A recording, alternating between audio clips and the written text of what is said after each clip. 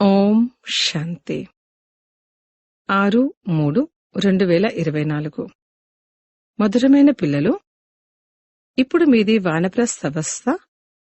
ఎందుకంటే మీరు వాణి నుండి అతీతంగా ఇంటికి వెళ్ళాలి. అందుకే స్మృతిలో ఉంటూ పావనంగా అవ్వండి. ప్రశ్న: ఉన్నతమైన గమ్యానికి చేరుకునేందుకు ఏ విషయం గురించి తప్పకుండా జాగ్రత్త వహించాలి? జవాబు: కళ్ళను సంభాళించుకోండి. ఇవే చాలా మోసం చేస్తూ ఉంటాయి. అశుద్ధమైన దృష్టి ఎంతో నష్టపరుస్తుంది. అందుకే ఎంత వీలైతే అంత స్వయాన్ని ఆత్మగా భావిస్తూ తండ్రిని స్మృతి చేయండి. పరస్పరం సోదర దృష్టిని అభ్యాసం చేయండి. ఉదయమే లేచి ఏకాంతంలో కూర్చుని మీతో మీరు మాట్లాడుకోండి. భగవంతుని ఆజ్ఞ ఏమిటంటే, మధురమైన పిల్లలు, కామము మహాశత్రువు నుండి జాగ్రత్తగా ఉండండి. ఓం శాంతి. మధురమైన ఆత్మిక పిల్లలు అర్థం చేసుకున్నారు. ఇక్కడ మనుషులెవ్వరూ చదివించరు, ఇక్కడ భగవంతుడు చదివిస్తారు అని. ఎందుకంటే ఇది అర్థం చేసుకునే వారే ఇక్కడికి రాగలుగుతారు. భగవంతుని పరిచయం కూడా కావాలి. భగవంతుడు అన్న పేరు ఎంత గొప్పది! మళ్లీ నామరూపాలకు అతీతమైన వారని కూడా అంటారు. వారు ప్రత్యక్షంగా ఉంటూ కూడా అతీతంగా ఉన్నట్లే. ఇంత చిన్నని బిందువు ఆత్మ నక్షత్రం అని కూడా అంటారు. వాస్తవానికి ఆ నక్షత్రాలు చిన్నవేమీ కావు. ఈ ఆత్మారూపీ నక్షత్రమైతే నిజంగానే చిన్నది. తండ్రి కూడా బిందువే. తండ్రి సదా పవిత్రమైన వారు, జ్ఞానసాగరుడు, శాంతిసాగరుడు అని వారి మహిమ కూడా ఉంది. ఇందులో తికమకపడే విషయమేమీ లేదు. ముఖ్యమైన విషయం పావనంగా అవ్వడం. వికారాల గురించే గొడవ జరుగుతుంది. పావనంగా అయ్యేందుకు పతిత పావన్ని పిలుస్తారు. మరి తప్పకుండా పావనంగా అవ్వాల్సి ఉంటుంది కదా. ఇందులో తికమకపడకూడదు. ఏదైతే గతించిందో, విఘ్నాలు మొదలైనవి కలిగాయో అవేమీ కొత్త విషయాలు కావు. అబలలపై అత్యాచారాలు జరగనున్నాయి. ఇతర సత్సంగాల్లో ఈ విషయాలుండవు. ఎక్కడా గొడవలు జరగవు. ఇక్కడ విశేషంగా ఈ విషయానికి సంబంధించి గొడవలు జరుగుతాయి. తండ్రి పావనంగా తయారు చేయడానికే వస్తారు. అప్పుడు ఎన్ని గొడవలు జరుగుతాయి? తండ్రి కూర్చొని చదివిస్తారు. నేను వానప్రస్థంలోనే వస్తాను అని తండ్రి అంటారు. వానప్రస్థ అవస్థ యొక్క నియమం కూడా ఇక్కడి నుండే ప్రారంభమవుతుంది. మరి వానప్రస్థ అవస్థ వారు తప్పకుండా వానప్రస్థంలోనే ఉంటారు. వాణి నుండి అతీతంగా వెళ్లేందుకు తండ్రిని పూర్తిగా స్మృతి చేసి పవిత్రంగా అవ్వాలి. పవిత్రంగా అయ్యేందుకు మార్గమైతే ఒక్కటే. తిరిగి వెళ్లాలంటే తప్పకుండా పవిత్రంగా అవ్వాలి. అందరూ అయితే వెళ్లాల్సిందే. 2-4 మాత్రమే వెళ్లడం కాదు. మొత్తం పెద్ద ప్రపంచమంతా పరివర్తనవ్వాలి. ఈ డ్రామా గురించి ఎవరికీ తెలియదు. సత్యుగం నుండి కలియుగం వరకు ఈ డ్రామా చక్రం ఉంది.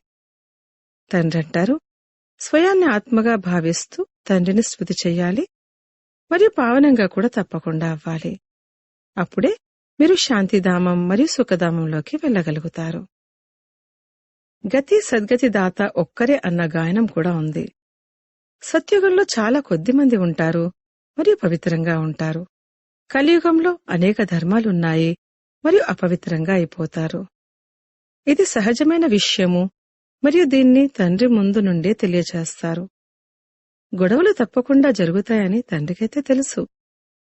ఒకవేళ వారికి తెలియకపోతే, మేము జ్ఞానామృతాన్ని తాగడానికి వెళ్ళాలి, లెటర్ తీసుకుని రండి అని యుక్తులు ఎందుకు రచిస్తారు? ఈ గొడవలు జరగడం కూడా డ్రామాలో నిశ్చయించబడి ఉందని వారికి తెలుసు. ఆశ్చర్యం కలిగేలా మంచి రీతిలో గుర్తించి జ్ఞానాన్ని తీసుకుంటారు. ఇతరులకి కూడా జ్ఞానాన్నిస్తారు. అయినా కాని అహో మాయా, వారిని కూడా నీ వైపుకు లాగేసుకుంటున్నావు. ఇదంతా డ్రామాలో నిశ్చయించబడి ఉంది. ఈ విధిని ఎవ్వరూ తప్పించలేరు. మనుషులు కేవలం ఆ పదాన్ని ఉపయోగిస్తారు, కాని దాని అర్థం తెలియదు. పిల్లలు, ఇది చాలా ఉన్నతమైన చదువు. కళ్ళు ఎంత మోసం చేస్తూ ఉంటాయంటే ఇక అడక్కండి. ఇది తమ ప్రధాన ప్రపంచం. కాలేజీల్లో కూడా ఎంతగానో పాడైపోతూ ఉంటారు. విదేశాల గురించైతే ఇక అడగకండి. సత్యయుగంలో ఇటువంటి విషయాలు ఉండవు. వారేమో సత్యుగానికి లక్షల సంవత్సరాలని అంటారు. తండ్రి అంటారు, నేను మీకు నిన్న రాజ్యభాగ్యం ఇచ్చి వెళ్లాను, అంతా పోగొట్టుకున్నారు. లౌకికంలో కూడా తండ్రి, నేను మీకు ఇంత ఆస్తినిచ్చాను, అంతా పోగొట్టుకున్నారు అని అంటారు. ఎటువంటి పిల్లలు వెలువడతారంటే వారు ఒక్క దెబ్బతో ఆస్తినంతటినీ ఎగరగొట్టేస్తారు. అనంతమైన తండ్రి కూడా అంటారు, నేను మీకు ఎంత ధనాన్ని ఇచ్చి వెళ్లాను, మిమ్మల్ని ఎంతటి యోగ్యులుగా విశ్వాధిపతులుగా చేసి వెళ్లాను, ఇప్పుడు రామానుసారంగా మీకు ఎటువంటి పరిస్థితి ఏర్పడింది? మీరు ఆనాటి నా పిల్లలే కదా. మీరు ఎంత ధనవంతులుగా ఉండేవారు. ఇది అనంతమైన విషయం. దీన్ని మీరు అర్థం చేస్తారు. ఒక కథ ఉంది. రోజు పులి వచ్చింది అని అనేవారు. కాని పులి వచ్చేది కాదు. ఒకానొక రోజు నిజంగానే పులి వచ్చేసింది. మీరు కూడా మృత్యు వచ్చేసింది అని అంటారు. అప్పుడు వారంటారు, వీళ్ళు రోజు ఇలా అంటారు కాని వినాశనమైతే జరగడం లేదు. ఒకరోజు తప్పకుండా వినాశనం జరుగుతుందని ఇప్పుడు మీకు తెలుసు. దాన్నే వారు కథగా తయారు చేశారు. అనంతమైన తండ్రి అంటారు, వారి దోషమేమీ లేదు. ఇది కల్పపూర్వం కూడా జరిగింది. ఇది 5000 సంవత్సరాల విషయం. బాబా అయితే ఎన్నోసార్లు చెప్పారు. 5000 సంవత్సరాల క్రితం కూడా భారత్లో దేవీదేవత ధర్మాన్ని స్థాపన చేసేందుకు అచ్చంగా ఇలాంటి మ్యూజియం తెరవబడింది అని మీరు రాస్తూ ఉండండి. పూర్తిగా స్పష్టంగా రాసినట్లయితే వారు వచ్చి అర్థం చేసుకుంటారు. బాబా వచ్చి ఉన్నారు.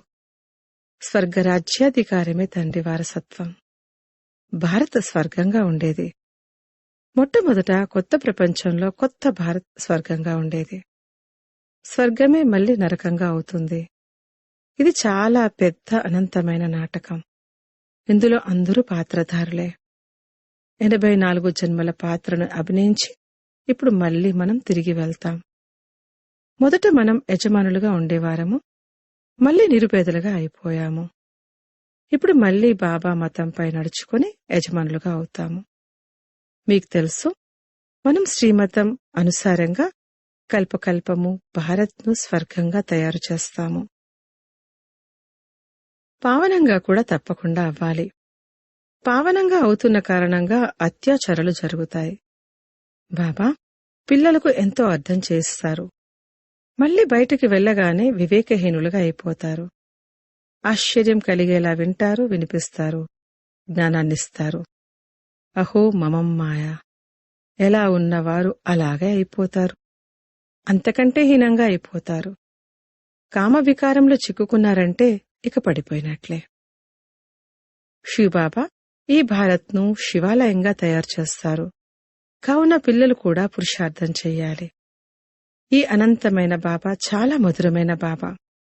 ఒకవేళ అందరికీ తెలిసిపోయిందంటే లెక్కలేనంత మంది వచ్చేస్తారు. ఇక చదువు కొనసాగదు. చదువులోనైతే ఏకాంతం కావాలి. తెల్లవారుజామున ఎంత శాంతి ఉంటుంది. మనం స్వయాన్ని ఆత్మగా భావిస్తూ తండ్రిని స్మృతి చేస్తాము. స్మృతి లేకుండా వికర్మలు ఎలా వినాశనమవుతాయి? ఈ చింతయే పట్టుకొనుంది. ఇప్పుడు పతితులుగా నిరుపేదలుగా అయిపోయారు. మళ్లీ పావనులుగా కిరీటదారులుగా ఎలా అవ్వాలి? తండ్రి అయితే చాలా సహజమైన విషయాన్ని అర్థం చేస్తారు. గొడవలైతే జరుగుతాయి. భయపడాల్సిన విషయమేమీ లేదు. తండ్రి పూర్తిగా సాధారణమైనవారు. వారి వస్త్రధారణ మొదలైనవన్నీ అవే. ఏమీ మార్పు లేదు. సన్యాసులైతే ఇల్లు వాకిళ్లను వదిలి కాషాయ వస్త్రాలను ధరిస్తారు. కాని వీరి వస్త్రధారణ అయితే అదే. కేవలం తండ్రి ప్రవేశించారు. ఇంకే మార్పు లేదు. ఏ విధంగా తండ్రి పిల్లలను ప్రేమగా సంభాలిస్తారు, లాలనా పాలన చేస్తారు, అలాగే వీరు కూడా చేస్తారు.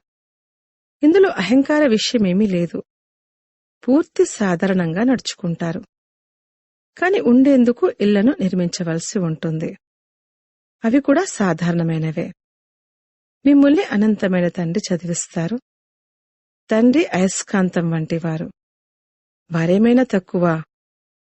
పిల్లలు పవిత్రంగా అయినట్లయితే వారికి ఎంతో సుఖం లభిస్తుంది.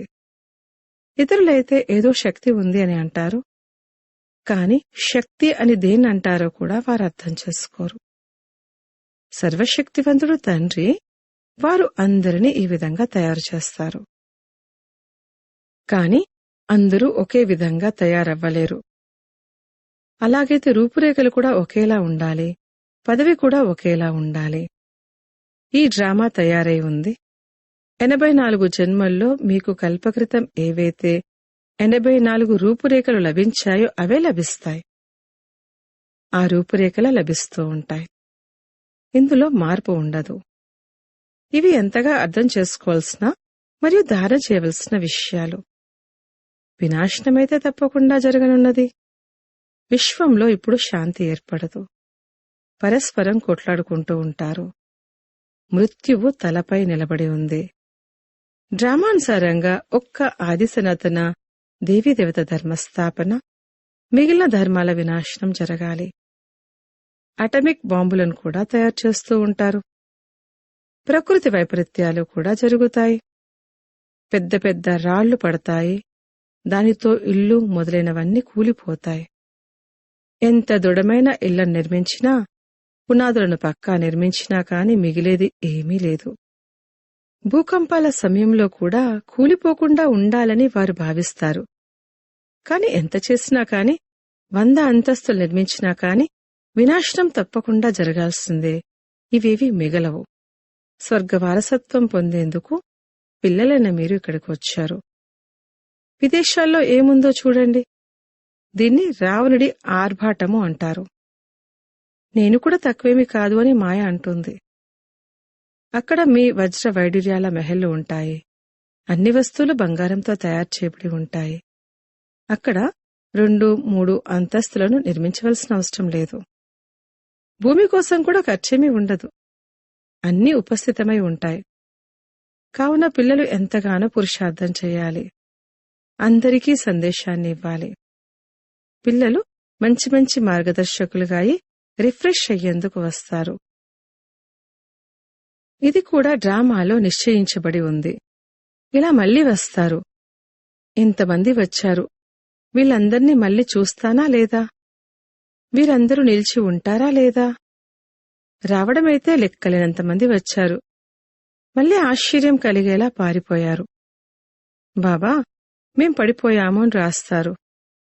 అరే, సంపాదించుకున్నదంతా పోగొట్టుకున్నారు. మళ్లీ అంత పైకెక్కలేరు. ఇదన్నింటికన్నా పెద్ద ఆజ్ఞ ఉల్లంఘన. బయటవారు ఫలానా సమయంలో ఎవ్వరూ బయటికి రాకూడదు, లేకపోతే షూట్ చేస్తాము అని చట్టం జారీ చేస్తారు. తండ్రి కూడా అంటారు, వికారాల్లోకి వెళ్తే షూట్ చేయబడతారు. ఇది భగవంతుని ఆజ్ఞ కదా, జాగ్రత్తగా ఉండండి. ఈ రోజుల్లో గ్యాస్ మొదలైన వాటికి సంబంధించి ఎటువంటి వస్తువులు తయారు చేశారంటే మనుషులు కూర్చుని వెంటనే అంతమైపోతారు. ఇవన్నీ డ్రామాలో నిశ్చయించబడి ఉన్నాయి. ఎందుకంటే చివర్లో హాస్పిటల్స్ మొదలైనవి ఉండవు. ఆత్మ వెంటనే ఒక శరీరాన్ని వదిలి ఇంకొకటి తీసుకుంటుంది. దుఃఖాలు, కలహాలు మొదలైనవన్నీ దూరమైపోతాయి.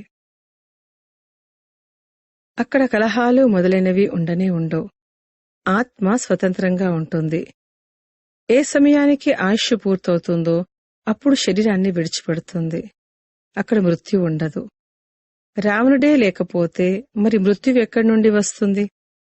అది రావణుడి దూత, అంతేకాని భగవంతుని దూత కాదు. భగవంతుని పిల్లలు చాలా ప్రియమైనవారు. తండ్రి ఎప్పుడూ పిల్లల దుఃఖాన్ని సహించలేరు. డ్రామానుసారంగా కల్పంలో 3 వంతులు మీరు సుఖాన్ని పొందుతారు. తండ్రి ఎంతటి సుఖాన్నిస్తారు, కావున వారి శ్రీమతంపై నడవాలి. ఇది అంతిమ జన్మ. గృహస్థ వ్యవహారంలో ఉంటూ అంతిమ జన్మలో పవిత్రంగా అవ్వాలని తండ్రి అంటారు. తండ్రి స్మృతితోనే వికర్మలు వినాశనమవుతాయి. జన్మజన్మాంతరాల పాపాలు శిరస్సుపై ఉన్నాయి. తమో ప్రధానం నుండి సతో ప్రధానంగా తప్పకుండా అవ్వాలి. తండ్రి సర్వశక్తివంతుడైన అథారిటీ. శాస్త్రాలు మొదలైనవి ఎవరైతే చదువుతారో వారిని అథారిటీ అని అంటారు. ఇప్పుడు తండ్రి అంటారు, నేను అందరికీ అథారిటీ. నేను ఈ బ్రహ్మ ద్వారా అన్ని శాస్త్రాల సారమును వచ్చి వినిపిస్తాను. స్వయాన్ని ఆత్మగా భావిస్తూ నన్ను స్మృతి చేసినట్లయితే పాపాలు వినాశనమవుతాయి. అంతేకాని నీటిలో స్నానం చేయడం వల్ల పావనంగా ఎలా అవుతారు? ఎక్కడైనా కాస్త నీరు ఉంటే దాన్ని కూడా తీర్థంగా భావించి వెంటనే స్నానం చేస్తారు. దీన్ని తమోప్రధానమైన నిశ్చయము అని అంటారు. ఇది మీ సతోప్రధానమైన నిశ్చయం. ఇందులో భయపడవలసిన విషయమేమీ లేదు అని తండ్రి అర్థం చేయిస్తారు. అచ్చా, మధురాతి మధురమైన సిక్కిలదే పిల్లలకు మాత్పిత బాప్దాదాల ప్రియ స్మృతులు మరియు గుడ్ మార్నింగ్. ఆత్మిక పిల్లలకు ఆత్మిక తండ్రి నమస్తే.